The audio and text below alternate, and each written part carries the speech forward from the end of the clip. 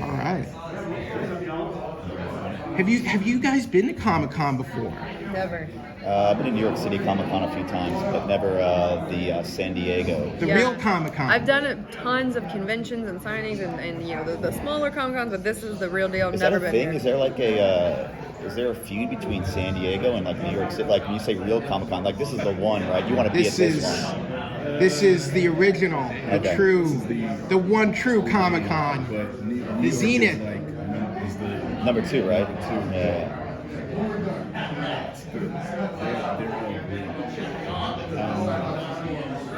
Also, Britt. So I have a fan question that I had for you. Yes. My name is Lou from Up Your Geek. So what was the process you went through to find your identity in wrestling? I think I'm still looking. No, I'm kidding. It's just a lot of trial and error, really. You have to see what doesn't work to see what does work first. And then when something really clicks, you just feel it because it's easy. It's something that you always have to add creativity to it and change it and this and that. But it's something that it feels natural. It feels organic, and I think that's where I'm at right now. Is I really have found my stride. Orange, does being amazing just come effortlessly to you? Were you just born this amazing, or do you have to try? No, I mean I try when I feel like I have to, but most of the time I don't, so I won't. Yeah, that's it. Britt, you and Tony Schiavone have an amazing friendship. When did you realize that you and Tony have great chemistry together and you guys just play off each other well? It was literally early on when I had to do the first promos with him, and he was like my security blanket in a sense, because I'd never done a live promo, and I'm like, oh well, I'm next to Tony Schiavone, so if anything goes off the rails, he'll reel it back in. But then like just being backstage and getting ready to film promos and segments, we started hanging out and texting and calling, and then now we're like besties. We FaceTime every other day, but it's just fun. It's just good fun, and when you have an organic relationship, friendship with somebody, you see that on camera always. How did you both feel about getting your first action figures? And Britt, I know you were bugging Jeremy Padawar about that for quite a while. Because I saw 13 Cody figures and not one DMD He doesn't figure. even work for the company anymore. I tried to warn them. I said, you're printing all these figures and you need a DMD figure. But no, that's something that I'll never get used to. It's so surreal to see like an action figure of your face, your gear, everything, like your characteristics. Like mine comes with the finger point, and that's so surreal to me. Yeah, there's the Jazzwares, all those guys. They're still mad at me because they had to figure out how to put the action figures' hands in the pockets, and apparently it was something they've never done before, and so they had to make this new thing that they put a patent on, and it was very stressful and a lot of work. Exactly opposite of what I am. So they will still tell me to this day. Yesterday they told me, it's like, oh, never forget all those long nights of trying to figure out how to make your hands go in your pockets. So I try not to think about it. Which is there. So what do the best friends do when you guys hang out? Pretty much what you see. We love to hang out, play video games, watch TV, high five. It's good. It's good stuff. I had a fan ask in an episode of AEW, you said that Fast Five was The Rock's best performance. If you could be in any Dwayne Johnson movie, what would it be, and what role would you like to play? Oh, it'd be Fast Five for sure, and I'd be right. Well, this is a good question. Jumanji. Just because Hobbs and Shaw was really good, and I might want to be Shaw, but you can't. I mean, it's just a perfect movie. Yeah, I don't want to touch them. I don't want to be in them because I feel like I wouldn't. They're masterpieces, so I don't want to ruin them. I kind of feel like if you were in one of those movies, you would be the star and you'd be the true hero, and you would be you'd be the quiet guy in the background who saves the day at the end. That'd be great. That makes sense. That sounds right. makes a lot of sense to me. But Orange, do you think Wheeler Yuta was a bad friend to the best friends? I mean, obviously, it's still a sore subject. I don't like to talk about it, but that young man made his decision, and We're doing the best we can to respect it. He was not a bad friend. He just made a Mature. decision, This is and a that's his mature decision. answer. Very mature. I think he used you guys. Ooh, there You said that. I did not say that. And I'm just going to leave it at that. Britt, can we expect another go at the women's belt? it is. Absolutely, absolutely. I mean, you can talk all the smack in the world and say you're the best, but and I do say that. I think I'm the best. I think I'm the face women's division, but unless you have the physical proof that you're the best, the title around your waist, someone's always going to throw something back at you. But this, but that. When you have the title, there's no buts. So. I mean, when does it sink in the fact you were the first person to win the Women's Owen Hart Foundation tournament? Yeah. That's always going to be in the history books and the record books forever. How does that make you feel that you're the first? You're the first, like Bret Hart's the first King of the Ring winner. Yeah, that's something. So it's funny because I've been in a lot of the history books for AEW, the first this, first that, first women's main event, first female time, but then this one has just had so much more attached to it. Just the name, Owen Hart, the legacy, the family. There was so much pressure. That was a very stressful page in the history books to be a part of, but it's just surreal, and it's very humbling too that I got to be a part of that, and it's like you said, it's there forever. Is there an opponent that you have in mind that you'd love to face off with? Any opponent in the world, or I just said over there, I love Bayley. I'm a big Bayley fan. So, yeah. Same for you. I mean, I try to avoid wrestling as much as possible. So I'm going to say no one. But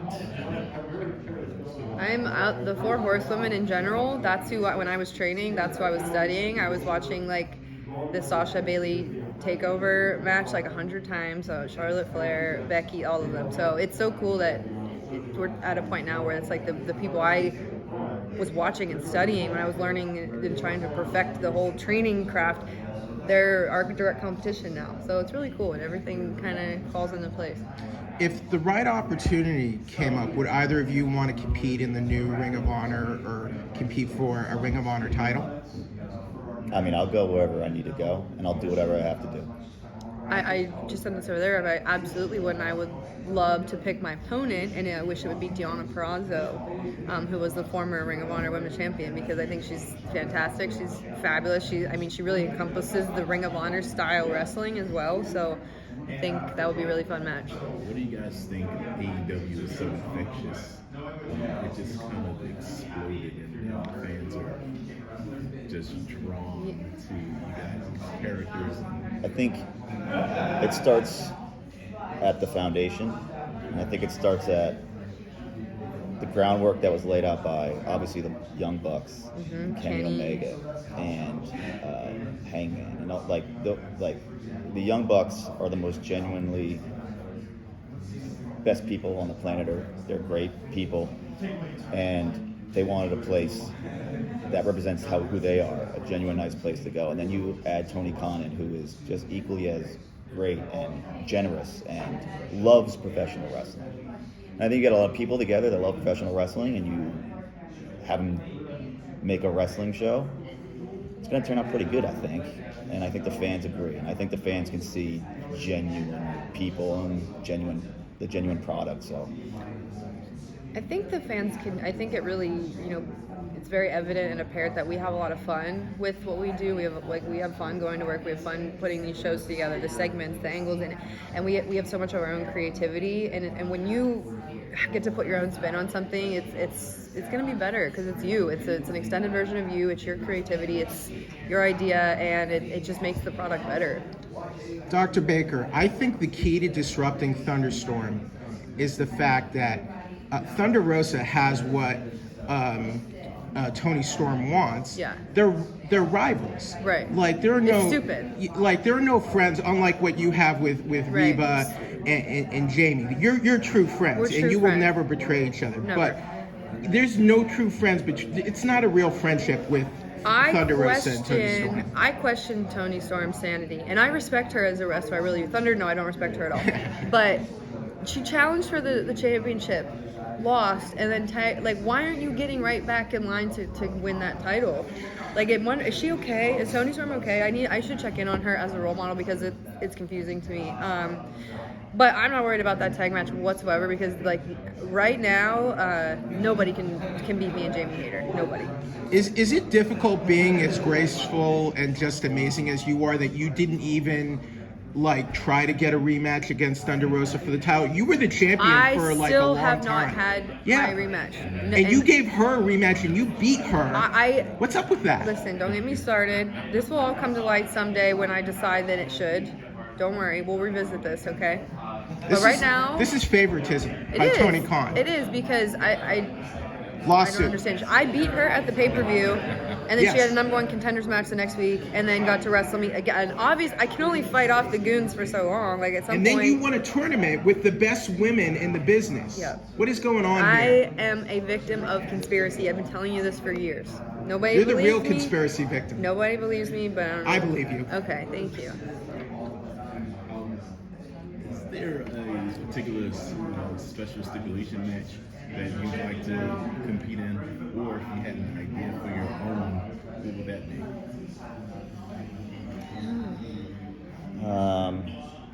Maybe I would love to have like a nice 5-minute, maybe 1-minute time limit match, just to really limit the amount of time I'm in the ring and compete, so get that over pretty quick. And I think I actually had one of those. I had Trent and my friend Chuck compete in a 60-second Iron Man match that went at 5 extra seconds. So yeah, I think that's my favorite match. I think I probably maybe shave that down to 30 seconds just to really get it in and get it done and get out, So Comic-Con, even though it's called Comic-Con, it's really about like a celebration of fandom. Do either of you have like a really specific or unique thing that you would say you're really like giddy or you have a huge fandom for? I am obsessed with Stranger Things, like over the moon obsessed. I hope we see Eddie Munson in season 5 if either of you haven't watched it. But I think the show is absolutely fantastic. It's something I wouldn't watch. I'm not into sci-fi, I'm not into horror, I'm not into any of that. And this show has like captivated me so much. I love the kids, and it's cool that we've got to see them grow up. But as far as movies, I'm a big Pirates of the Caribbean fan. Massive Captain Jack Sparrow. I've taken little bits of him and put them in my promos too, which you have to really be paying attention. But those are my two. What about you?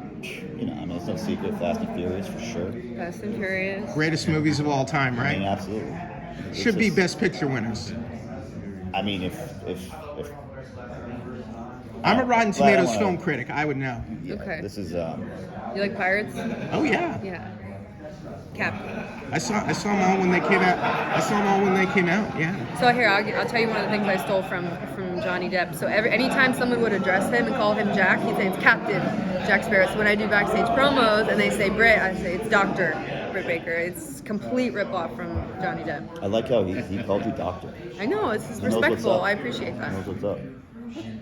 But I thought like when you got injured and they had you doing those vignettes, like how helpful were those for you? Because I think those really like, even though you were hurt and not wrestling as much, I think it really just built you as a character and really. I say all the time, getting hurt was the best thing that happened to me because it really made me stop the physical side of wrestling and just really get like focused on like who is Dr. Britt Baker going to be, this character, the heel work, the promo work, and that was some of the most fun I had with these vignettes, and it was really good for my morale too, because I thought that this is it. I'm injured, I'm off TV, they're gonna forget about me, and that's really when I started getting my stride going. So I keep telling Tony Khan we need to bring some of those back, but it's really hard now to get a 4-minute vignette on the show right now because we have so many talented wrestlers. But that was some of my favorite times in my whole career so far, was being injured. Isn't that crazy? That's ironic, but. Orange, do you think you could wrestle while you were sleeping? I have. You can do it. You can basically do it in your sleep, right? I mean, I have. Yeah. I've actually have. It's on YouTube. I don't know.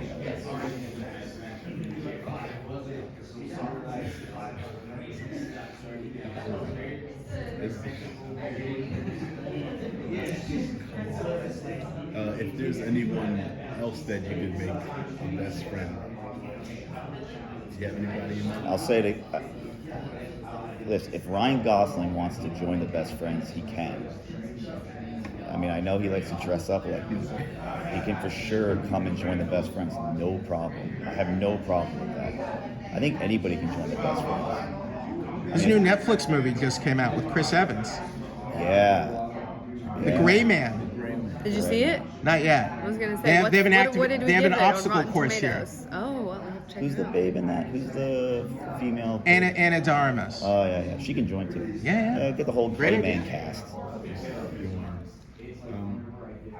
Who do you guys think is the best pro wrestler working today? The best pro wrestler working today. You go first. Me. You think you're the best? Well, okay, you. No, honey, You no. then me. No. I think in terms of somebody that has been able to just maintain a superstar, rock star level of,